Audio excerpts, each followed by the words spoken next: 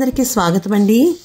ఇప్పుడు నేను చెప్పబోయే కథ దొందు దొందే. ఇది బొమ్మరిళ్ళ కథలలో ఒక కథ. మరి కథలోకి వెళ్దామా? పూర్వము ఒక ఊరిలో ఒక వర్తకుడు ఉన్నాడు. అతనికి రాము అనే కొడుకున్నాడు. ఆ కొడుకుకి కొన్ని మాటలు రావు. ఇప్పటికీ కూడా కొంతమందికి తాపలకదు, లాపలకదు. చాలామంది ఉన్నారు. పెద్దవాళ్ళకి కొంతమందికి పలకపోయినా కూడా వాళ్ళు ఎలాగా గడిచిపోతూ ఉంటుంది. అలాగే అతను ఏం చేశాడు, నంగిగా మాట్లాడుతూ ఉండేవాడు. అందువల్ల అతనికి ఎంత వయసు వచ్చినా కూడా పెళ్లి కాలేదు. ఏదైనా మనము మాటలతో చక్కగా ఎవరితో అన్నా మాట్లాడామనుకోండి, అప్పుడు ఏమవుతుంది, అవతల వాళ్ళు మన మాటలను బట్టి ఇన్స్పైర్ అయ్యి వాళ్ళు ఇంకోసారి మాట్లాడడానికి అవకాశం ఉంటుంది. అనగా రాముడికి అన్నీ నత్తి మాటలే, సరైన మాట ఒక్కటి రాదు. ఇక తండ్రి ఆలోచించాడు, ఏమిటి నా బిడ్డకి పెళ్ళి ఎప్పుడవుతుంది అని అనుకున్నాడు. కొడుకుకి పెళ్లి చేయడం చాలా కష్టంగా ఉంది, ఏం చేస్తే బాగుంటుంది అనుకున్నాడు.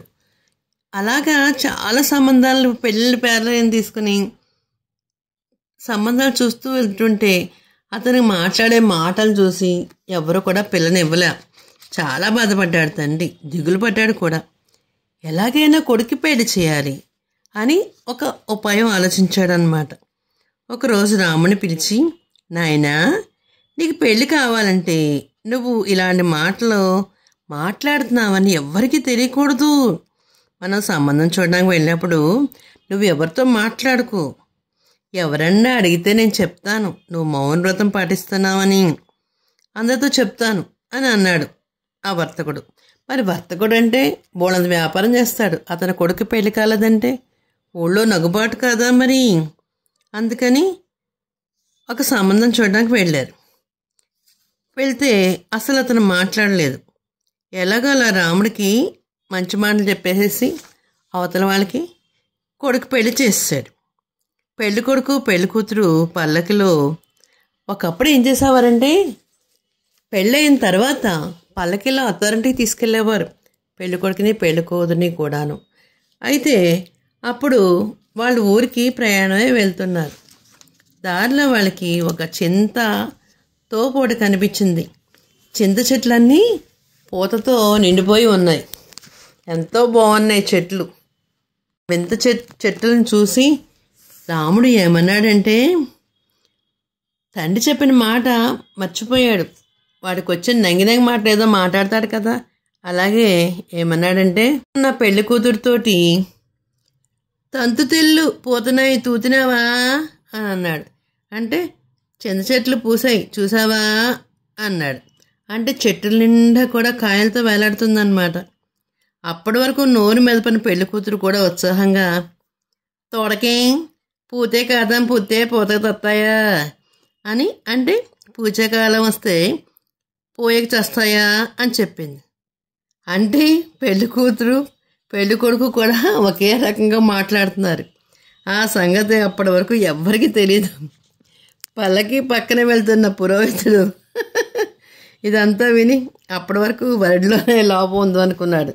కూతురు కూడా ఇలా మాట్లాడేసరికి ఆయన చాలా ఆశ్చర్యపోయాడు. ఏమిటి, పెళ్లి కూతురు కూడా ఇలాంటి లోపమే ఉందా అనుకుని, భగవంతుడా ఇద్దరికి సరిగ్గా జోడు కుదిర్చాడు అనుకుంటూ పక్కనే ఉన్న రాముడి తండ్రితో, దొందు దొందే దొందప్ప, ఈ రెండు రెండే ఇద్దరికి సరిపోయింది అన్నాడు. అయితే తనని కూడా నంగి మాటలు ఏమన్న విషయం మర్చిపోయాడు.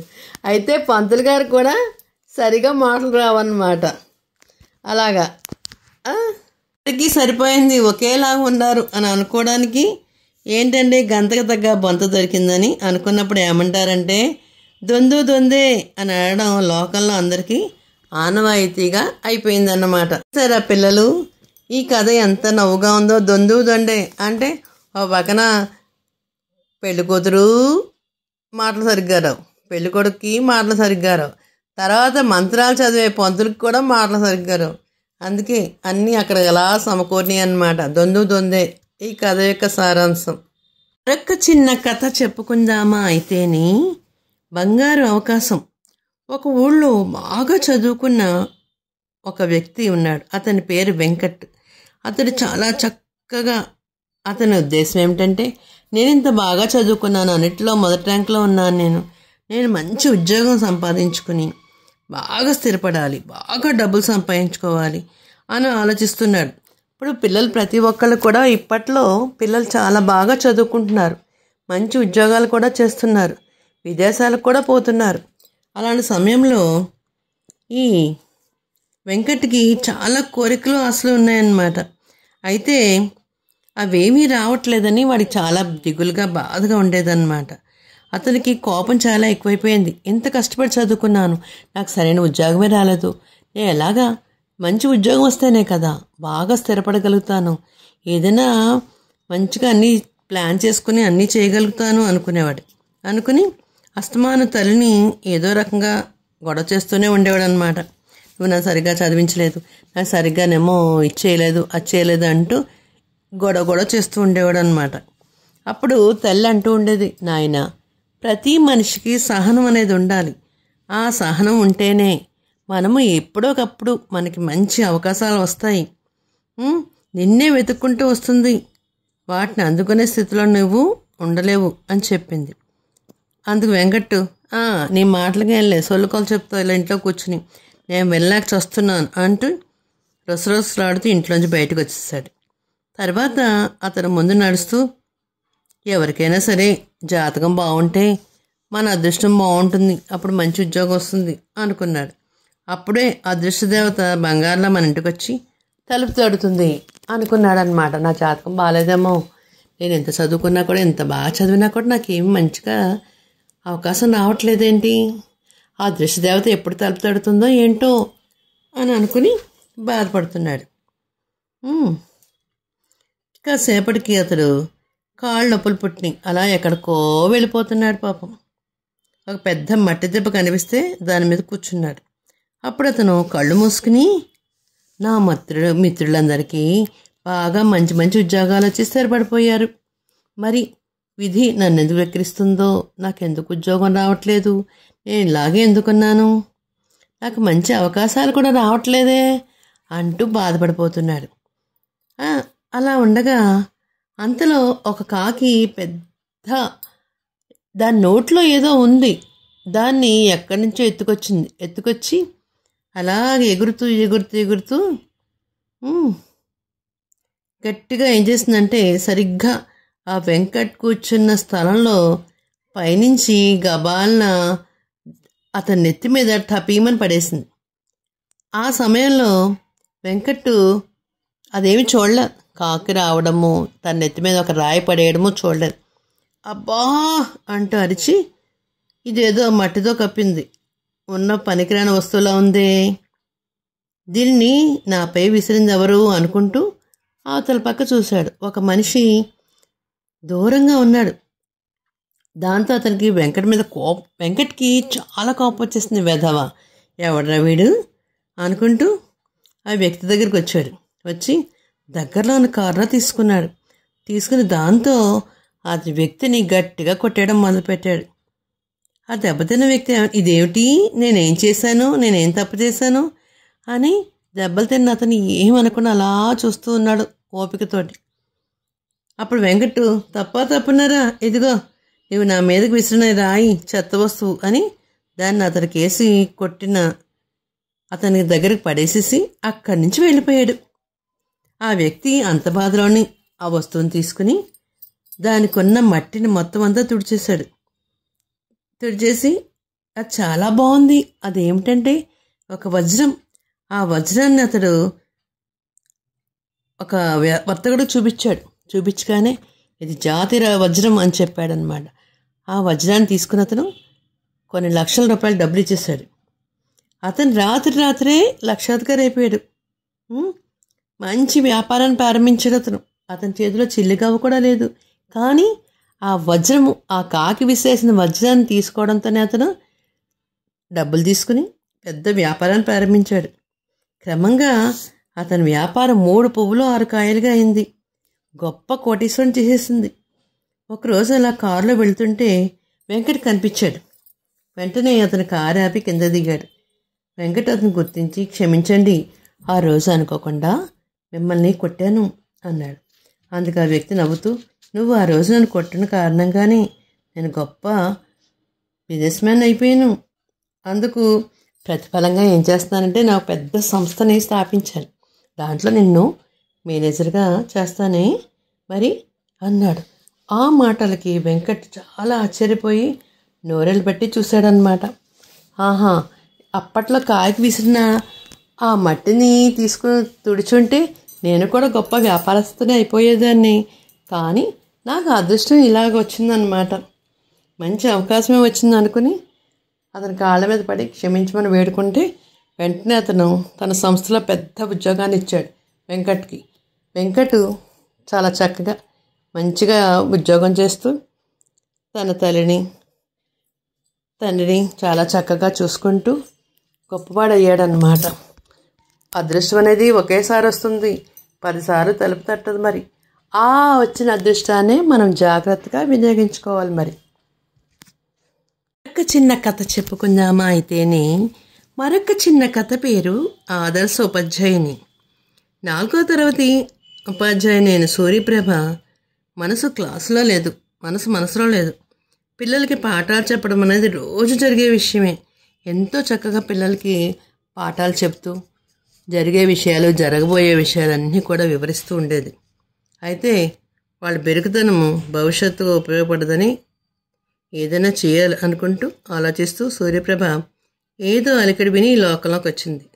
ఆమె చుట్టూ చేరిన పిల్లలు ఏం చేస్తున్నారంటే, టీచర్ మీకేమైంది అని ఆందోళనగా అడిగారు. సూర్యప్రభ టీచర్ అంటే క్లాసులో పిల్లలందరికీ చాలా ఇష్టం. ఆమె చాలా చక్కగా చూస్తుంది. కోపం చిన్నగా ఉన్నా కానీ మందలిస్తుంది, కానీ ఎవరిని కొట్టదు. పిల్లలకి ఆమె అంటే భయం లేదు, అనుమానం తప్ప. తనకి ఏదో అయిందని కంగారు పడుతున్న ఆ పిల్లల అమాయక ముఖాలను చూస్తూ సూర్యప్రభ మెరుపులా ఒక అద్భుతమైన బంగారం వచ్చింది. ఆమె వాళ్ళ పిల్లలతో, పిల్లలు నేను మీకు ఒక పని చెప్తాను, చేస్తారా అని అడిగింది. అందుకు పిల్లలందరూ అంగీకరించారు. అప్పుడు సూర్యప్రభ, నేను రేపు వచ్చేటప్పటికి పత్రికలో మీకు వచ్చిన వార్తలను ఒక పేజీలో రాసుకురండి అని చెప్పింది. పిల్లలందరూ టీచర్ చెప్పినట్టుగానే చేశారు. అప్పుడు సూర్యప్రభ, మీరందరూ ఒకరి తర్వాత ఒకరు లేచి నిలబడి మీరు రాసుకొచ్చిన వార్తలను గట్టిగా చదవండి అని చెప్పింది.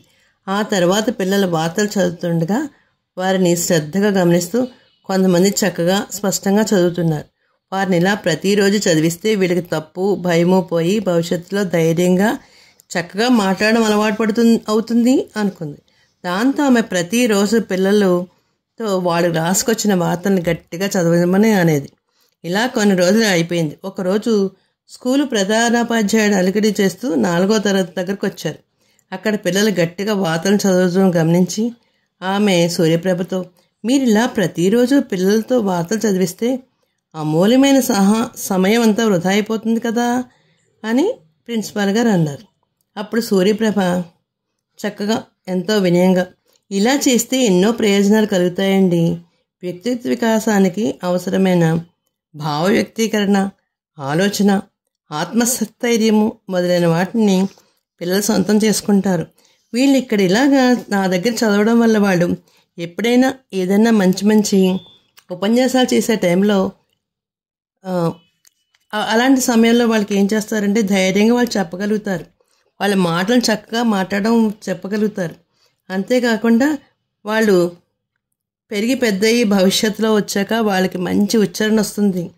ఏ విషయాన్ని సరే చక్కగా విడమలిచి చెప్పగలుగుతారు అని అన్నదన్నమాట. కొంత రోజులు అయిపోయాయి.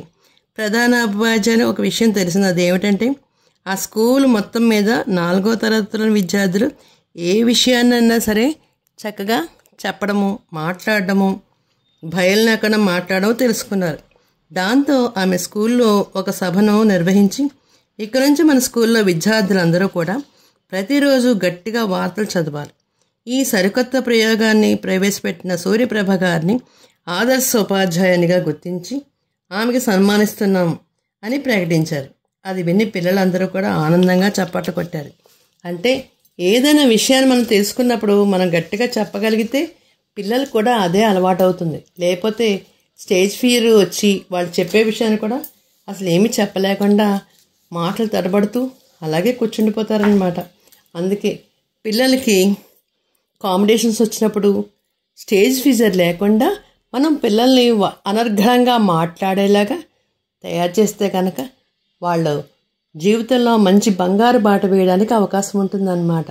చూసారా పిల్లలు, ఏదైనా మనకు తెలిసిన విషయాన్ని గట్టిగా చెప్పడం అనేది నేర్పించే ఆ సూర్యప్రభ టీచర్ అంటే అందరికీ ఎంతో ఇష్టం. ఆవిడ ఎంతో చక్కగా పిల్లల్ని సముదాయిస్తూ మంచి మార్గంలో నడిపిస్తూ ఎంతో గొప్పగా చేసేదన్నమాట. అందువల్లే ఆ టీచర్ అంటే అందరికీ ఎంతో మక్కువ ఎక్కువ అన్నమాట. ప్రతి టీచరు కూడా ఏం చేయాలంటే పిల్లల్ని మంచి మార్గంలో నడపడానికి మృదుమధురంగా వాళ్ళతో మాట్లాడుతూ ఒక స్నేహితురాలుగా ఒక తల్లిలాగా ఆదరిస్తూ అన్ని రకాలుగా కూడా పిల్లలకి నేర్పించినట్లయితే వాళ్ళు భవిష్యత్తులో గొప్ప విద్యార్థులు, గొప్ప స్థానాల్లో నిలబడతారు. వాళ్ళు మంచి విషయాలను చక్కగా తెలుసుకుంటారన్నమాట. అయితే మరి తెలుగువారి దీపకాంతికి లైక్ చేసి, షేర్ చేసి, సబ్స్క్రైబ్ చేసి కామెంట్ రూపంలో పెట్టండి మరి.